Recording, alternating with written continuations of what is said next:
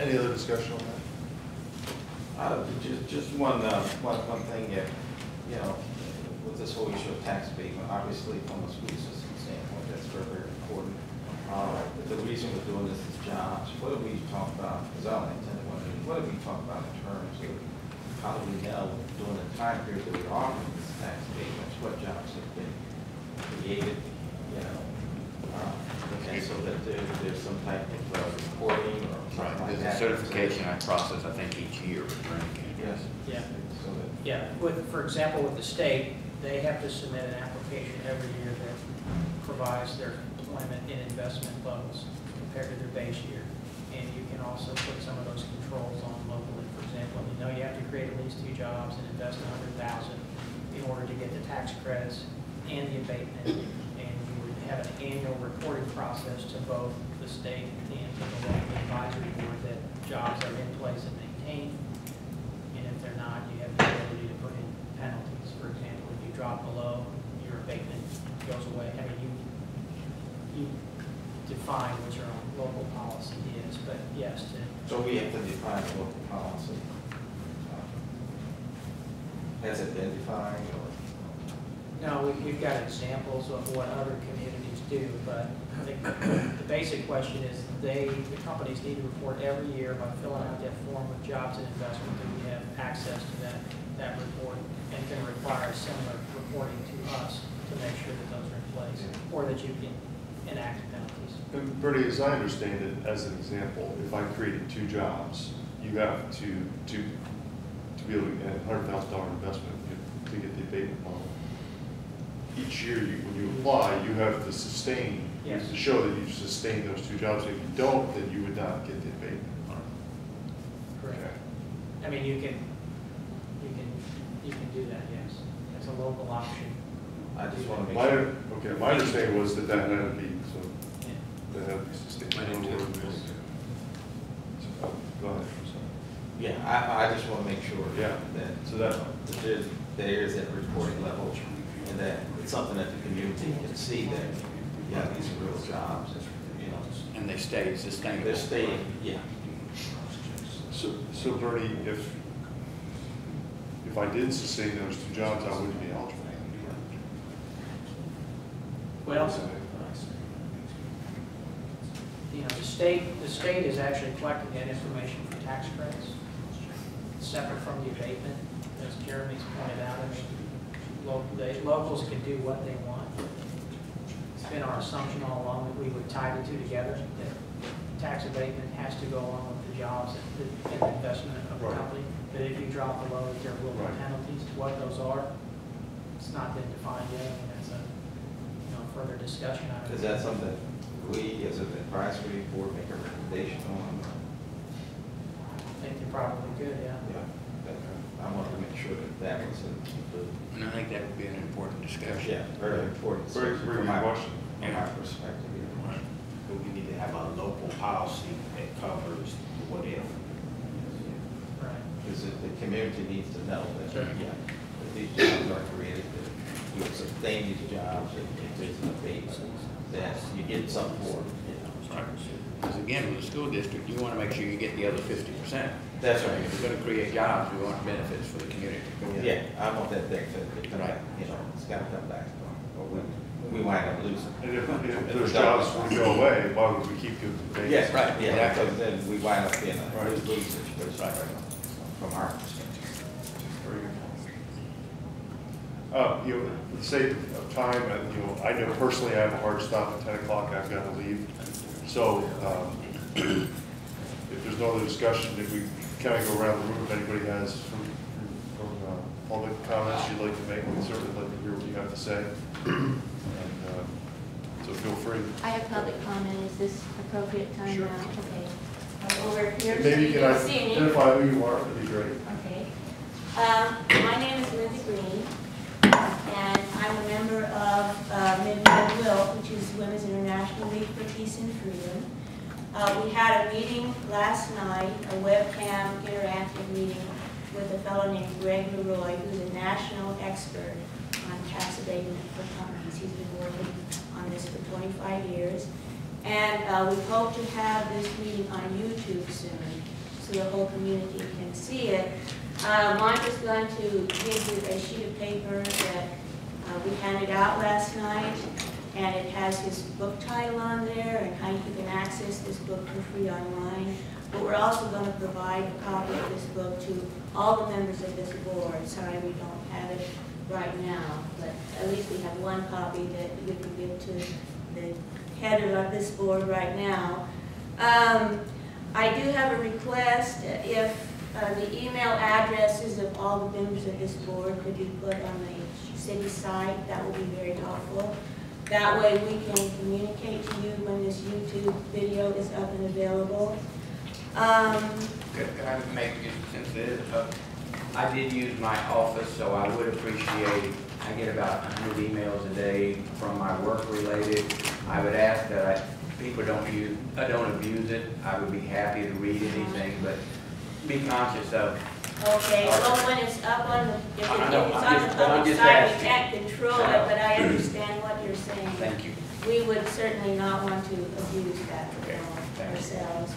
Okay, one problem here for us in the community is that we don't have proper data to show that jobs will be effectively created, that this is a good way to create jobs. So anything you could do to produce data on this topic would be helpful. Also, I might just say for your information that I think there's a perception in the community that producing jobs is not really a big motive of this committee.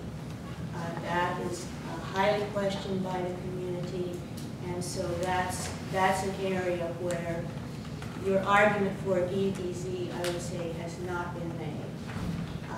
If I could just interject here, that is not our scope. Well, the That's problem. the city council's Okay. responsibility. And we've been tasked with the three things we've talked about. Yes. And that's not our scope. So when you come to us with that, Okay, Lisa? I understand what you're Yeah. saying, but I think you might want to be aware of the Yeah, general absolutely. public perception. Absolutely. But that is Okay. something you must go to city council for. Yeah, we'll remember that, thank you. Also, it's too bad that the community doesn't get to vote on whether they want EEZs. Again, that's another thing that's outside of your scope. Also, this book that we're going to be giving you has two extremely important chapters in it. One is the very last chapter tells all the different ways of protecting the community financially as these EEZs are being set up. So that's a very important chapter. There's also a chapter in there on what process companies go through as they decide where to locate. And the big question is, how much does an EEZ really come into determining for companies where they locate? And a statement by our speaker last night was that they don't really usually take that much into account because there's so many other things that they take into account when deciding where to locate, that a lot of these companies, he feels, are deciding first where they want to locate and then deciding how much money they can get out of the city. So if you would take that into account when you're making decisions about this, and I'll yield the floor. Thank you. Thank you. And we're going to just open up about 5 more minutes because one of the things we didn't discuss as committee is our next meeting time. So we need to get that resolved, and I apologize for that. Make sure. So other comments? Well, I did want to add to that. We decided to present this to you as the chairman. There's a few notes we decided to leave in there. I'm Monta Welch, and not only am I a community member, but I also have founded the Columbia Climate Change Coalition and Interfaith Care for Creation. And there are a lot of folks in the community that are very concerned. Some of this isn't, that we take to you, we have and will continue to take to council. But just so your committee here knows, we have lots of pages of folks who signed up at our meeting last night, probably close to 100 people that would take the time to come to a meeting and want to get more involved. So some of what we would like to say is just that one of the big things that was brought up, some discussion here, about why you could only make a recommendation on the blight question and eminent domain that sometimes is an open door after blighting an area, and the definitions of that, the definitions are identical, and some of the history of our community, that these are huge concerns. So we appreciate that, knowing that the previous board recommended, the council to take this into some consideration. We might like to add that you might further recommend that the charter be changed, as I know one council member discussed looking into that possibility to add some protections there. The other thing our speaker did say is these kinds of tax abatements, that he got into this because he was looking at manufacturing and companies' retentions. Why did they decide to move? Why did they break down? Why weren't they successful in their locations or whatever they were? And he began to understand that there were, as Linda mentioned, other reasons previous to their decision, and that using these kinds of tax incentives, the tax incentives themselves weren't the reasons. So that was maybe a smaller piece, but minor to their other larger concerns. So that he felt that using these kinds of tax abatements, he described it like using a chainsaw to cut butter. They were not only specific enough, but also they really weren't the ultimate reason that companies either located or relocated or did, different things based upon their company's reasons for doing those things. So I would just ask you to please take a look at this book, and also, as Linda mentioned, if you wouldn't mind, looking at that YouTube meeting, because you'll see a lot of different people speaking. Chris Kelly, our state representative, was there also, and had an opportunity to say a few things, as was former Councilman Scala, talking about some of these issues of concern. So thank you for trying to have more public transparency. I'm sure many of us will be at subsequent meetings. And I did want to compliment you, Mr. Straubach, having been to at least one of the advisory board meetings when you were chair, and how you're handling this meeting in particular. Thank you for having an awareness of listening to the community. And hopefully you'll read at least highlighted things. Susan Monte's audit of the DED is a huge thing that we'd really like you to look at. Thank you. This will take 30 seconds. My name is Ken Green, and thank you for having a public comment. I would suggest that in the future you allow more time. It sounds like you're ready to wrap it up. There are other people with things to say, and I wish you would allow for 15, 20, 30 minutes of public comment. We're here to be a help to you, and you're here to be of help to us. We should be an important part of this. Thank you. Catherine Parby, 10 seconds only. Are all the documents that you have available through the city website so that citizens may read all that you're seeing? Question one. And question, which you don't have to answer right now, but I would make that a recommendation. And secondly, will it be possible that we can send questions in? Could we create a public forum, FAQs, responses from you, so that we have an active ongoing dialogue through the city website? There'll never be enough time for us all to speak at every meeting, so I would make that a recommendation. Thank you very much. And thank you all for your willingness to serve on this momentous board. This is highly important for the history of Columbia and its future. Do you have any answer to Well, the questions? first one, we will post all the documents after the meetings. This was the first. We've done that in the past, all the minutes, agendas, maps, but did not want to do it this time because this was their first time to get together and do it. But we'll get those maps, alternative scenarios posted within the next, hopefully by Monday. And then potentially an interactive dialogic website with the committee. Citizens can send questions and comments to. And we can try to get some more time to speak if that's important. Maybe on the agenda 20 minutes on both time we're trying to do. We do have to stop here.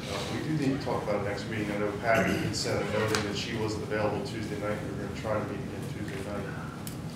Have you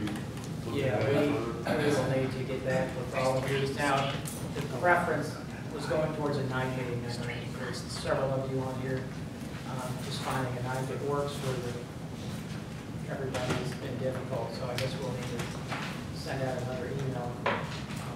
How's June 7th? Because Pat said June 7th would work for her. That's Thursday? Yeah, Thursday. I am I'm not even, Tuesday or Wednesday night. I know I'm- Pat said I'm- she was Wednesday. Yeah, Pat said she was Wednesday. I'm not Tuesday or Wednesday.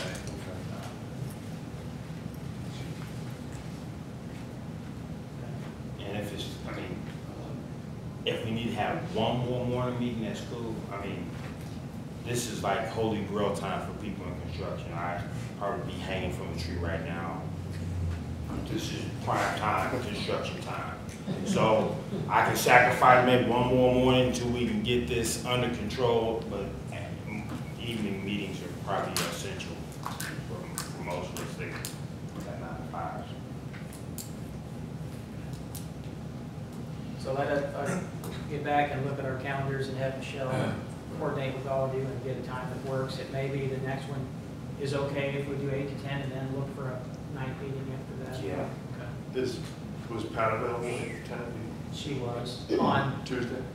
uh, Because we're going, right now, we're Tuesday night. we looked at Wednesday and Thursday from 8 to 10. I'll have to check with her on Tuesday morning. I'm currently teaching, I'm not available during the day, Okay. evenings. Time to June 29th. We'll get back to you then on the date, John, we'll send out some alternatives and see what everyone's availability is and go with one that everybody can. Is there any kind of hard line stop that the city council is looking for us to get back to them? I might defer that question to Mike, I'm not sure. John, the most significant issue is we do have a company that's, quite frankly, deep in conversations with us. So the sooner that we can get this approved, obviously it would benefit from the economic development standpoint.